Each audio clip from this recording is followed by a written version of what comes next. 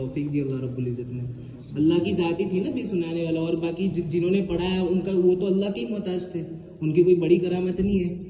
और आप लोगों ने भी पीछे रह के सुना, वो भी बहुत बड़ी करामत है।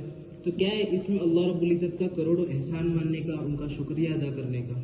और जो भी भाई कमी कोताही रह गई हो उससे क्या है हम अल्लाह रब्बुल इज़्ज़त से माफ़ी भी मांगेंगे, और हमसे कोई सुनाने में गलती कमी कोताही रह गई तो आप लोग भी माफ़ करना और अल्लाह रब्बुल इज़्ज़त भी माफ़ करेंगे। तो क्या है ये रमज़ान मुबारक का जो महीना हमें मिला है अभी, जैसे कि आज 70वीं तरावी थी, तो अभी हमारे पास 13 दिन बचे हैं, उसमें से एक आखिरी अशरा भी हमारे पास बचा है। तो उसमें हम फिक्र करें कि भाई क्या है कि रमज़ान मुबारक जैसा हमें जो महीना मिला है उसमें ज़्यादा से ज़्यादा हमें तो इबादत करनी थी। हमने इस महीने को किस में बना दिया कि भाई खाने पीने में बना दिया। हम इधर देखें कि हमारी इबादतों में कौन सा इजाफा हुआ, सिर्फ तरावी हुई ना, और तो ऐसा तो हुआ नहीं कि हमारी नफल नमाज बढ़ गई, हमारी तहज्जुदें बढ़ गई। ऐसा तो हम में से इल्ला माशाल्लाह कोई होगा कि जिसकी रोज़ तहज्जुद होती है भाई, जिसकी अवाबीन होती है, चाश की सारी नमाजें होती है, ऐसा तो कोई है नहीं। हम सारे स्टूडेंट्स हैं तो हमारा क्या है कमी कोताही भी रह जाती है।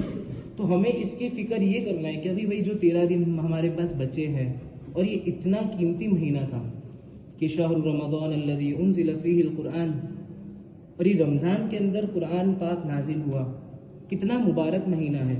और कुरान पाक कैसी किताब है हमारे लिए। एक बोलते हैं ना कि भाई इंसान के पास अगर कोई भी सॉल्यूशन नहीं है, सारी प्रॉब्लमों का सॉल्यूशन अल्लाह रब्बुल इज़्ज़त ने किस में रखा भाई, अपने पाक कलाम के अंदर रखा, कि हम उसको पढ़ते ही नहीं है। अभी हम देखें कि हम खुद अपने आप पे गौर करके पूछे अपने आप से कि भाई मैंने कितना कुरान पढ़ा। ये महीना तो कुरान वाला महीना था, इसके अंदर मैंने कितनी कुरान की तिलावत की। हमने सारी फिजूल बातें कर ली, सारा काम सब कुछ कर लिया, बट हमने जिसको वक्त नहीं दिया वो सिर्फ हमने कुरान को वक्त नहीं दिया। हम देखें कि हम जब घर पे जाते हैं इंडिया के अंदर कैसा माहौल होता है कि लोग एक रेस लगा देते कि भाई मुझे कुरान इतना ख़त्म करना है, इतनी कुरान मुझे ख़त्म करना है। लेकिन हमारा इधर क्या बन गया है कि भाई हमारा वो कुरान का कोई माहौल ही नहीं है।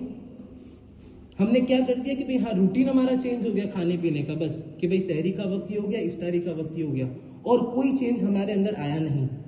इतने दिनों से हम गौर करें कि भाई 17 रोजे चले गए, 17 सहरी हो गई, 17 इफ्तारी हो गई, 17 तरावी हो गई, 17 रातें चली गई मेरे पास से रमज़ान मुबारक की। मैंने कौन सी ऐसी इबादत की, मैंने कौन सी ऐसी अल्लाह रब्बुल इज़्ज़त से दुआ की कि अल्लाह रब्बुल इज़्ज़त मुझे माफ़ करेगा।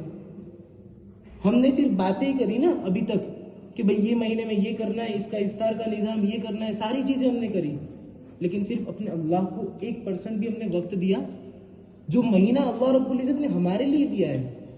कि चलो माना कि 11 महीने तुमसे गुनाह हो गए, तुमसे लग्जिशें हो गई, सारी चीज़ें हो गई, बट एक महीना मैं तुमको देता हूँ ना, तो तुम उसमें अपनी इबादत करो, मेरी इबादत करो, मुझे याद करो। लेकिन उसमें भी उस महीने को भी हमने क्या है खाने पीने में लगा दिया, उस महीने को हमने बातों में लगा दिया। हाँ हम दूसरे गुनाहों से बच जाते, बड़े गुनाहों से, कि पब्लिकली हम गुनाह नहीं करते कि भाई नहीं रमज़ान का महीना चल रहा है, एक दूसरे को तनकीद करेंगे कि भाई रमज़ान का महीना चल रहा है, क्या करें रमज़ान की बात बोलना जो बोलना है वो, ये हमारा माहौल है कि हम रमज़ान को ऐसा समझ लेते कि भाई ये महीने में गुनाह नहीं करने के। तो गुनाह नहीं करने की लेकिन नेकी तो करनी चाहिए ना। 11 महीनों में हम कौन सी नेकी करते हैं। हमने समझ लिया कि 5 वक्त की मैंने रमज़ान में नमाज पढ़ ली, बस मैंने पूरी इबादत कर ली। ये नमाजें तो हमारे पूरे 12 महीनों के लिए हैं, ये फ़र्ज नमाजें हैं ना। दूसरी इबादत हम ये रमज़ान के महीने में कर सकते थे।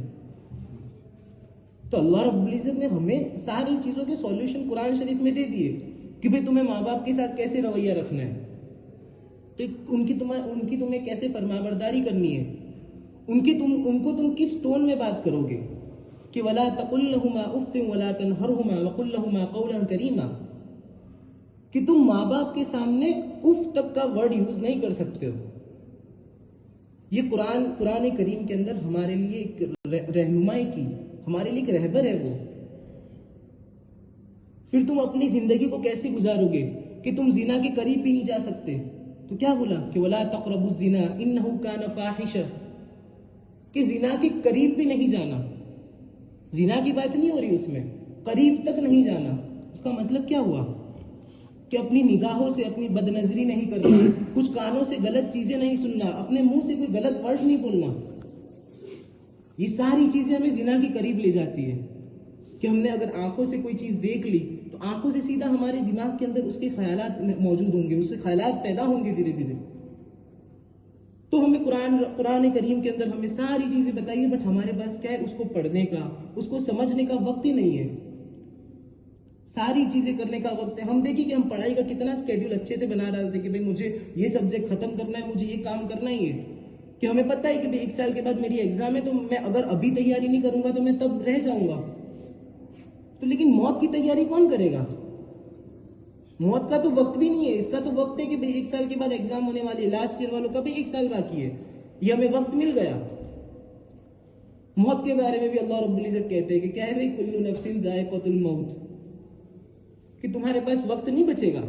तुम सोचते हो कि मेरे पास बहुत वक्त है, अभी मेरी उम्र 20-22 साल की है, मैं निकाल लूंगा, कैसे कर लूंगा, नहीं हो पाएगा।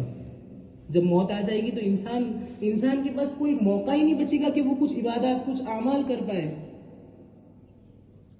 और लोग हमारे पास आते भी है दावत लेके कि भाई नमाज की तरफ चलो, तुम थोड़ा दीन का काम कर लो, थोड़ा नेकी का काम कर लो, लेकिन हम क्या सोचते हैं कि मुझे किसी की जरूरत नहीं है, मैं अपने तरीके से सही चल रहा हूं। तो ये जो रमजान का महीना हमें जो मिला था, जो गुजरने को है, जो खत्म होने पर है, और हम ये दूसरे महीनों की तरह ही निकाल रहे हैं कि ऐसा तो कुछ है नहीं कि हमने इधर कोई अच्छे अमाल कर लिए। जो दूसरे महीनों की जो हमारी जिंदगी होती है सेम वैसे ही गुजर रही है ना, कि हम गुनाह भी कर रहे हैं, हम फोनों में कुछ भी देख रहे हैं, हम सारी चीजें कर रहे हैं। कौन सी चीजों पे हमने पाबंदी लगाई कि नहीं भाई मुझे मेरी जिंदगी को रमजान के अंदर ऐसे तब्दील करना है, मुझे ये वक्त अल्लाह को देना है, ये वक्त खाने पीने में देना है। हमने कोई अल्लाह का वक्त निकाला ही नहीं। और ऐसा नहीं कि हमारे पास लोग बार बार आएंगे कि भाई चल चल चल, हम इधर भी ऐसा ही करेंगे ना, लोग 1-2 बार दावत देंगे आपको कि भाई चलो नमाज की तरफ, चलो दीन के काम की तरफ। उसके बाद तो अपनी जात की फिक्र अपने को खुद करना है ना। कब्र के अंदर थोड़ी कोई आएगा कि जब कब्र में चले जाओगे तो कौन आने वाला है? 40 कदम जैसे रिश्तेदार, दोस्त वगैरह जाएंगे, सीधे फरिश्ते आ जाएंगे और सवालात शुरू हो जाएंगे कि मन रब्बुका मा दीनुका, कौन है तुम्हारा रब, तुम्हारा दीन क्या है? हम सोचते हैं कि नहीं भाई मेरी जबान है, मेरे को याद है कि मेरा रब अल्लाह है, मेरा दीन इस्लाम है, मैं बोल दूंगा। लेकिन तब सारे आज़ा हमारे लॉक हो जाएंगे। हम सोचते हैं कि भाई आज़ा कैसे लॉक हो जाएंगे, मेरे हाथ तो काम कर रहे हैं, तब मेरे को जिंदा कर दिया जाएगा तो मैं मेरी जबान से बोल दूंगा। हम पढ़ते ना कि भाई किसी को पैरालिसिस हो जाता है तो वो उसके आज़ा दिखते हैं लेकिन वो काम नहीं करते। तो एक मौजूदा शक्ल हमारे सामने पता है हमें कि भाई हम मेडिसिन पढ़ रहे तो हमें पता है कि ये सारी चीजें कैसी होती है। तो सोचो वो अल्लाह की जात कैसी होगी, उसने कैसा निजाम बनाया होगा। तो हमें जाना है मेरे भाइयों, मौत हमें आने ही वाली है, वो तय है। तो लेकिन उसकी फिक्र करने वाला शख्स, अक्लमंद और होशियार शख्स कौन है? जो मौत से पहले मौत की तैयारी करे। अब मौत से पहले का वक्त हमें थोड़ी मालूम है कि मेरा मौत, अभी कल मौत आने वाली, ये मेरा 1 दिन बचा है, मैं 1 दिन में इबादत कर लेता हूँ, ऐसा तो है नहीं।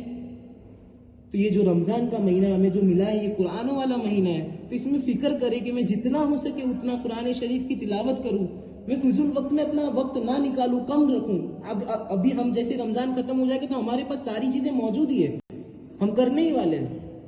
बट ये जो वक्त है हमारे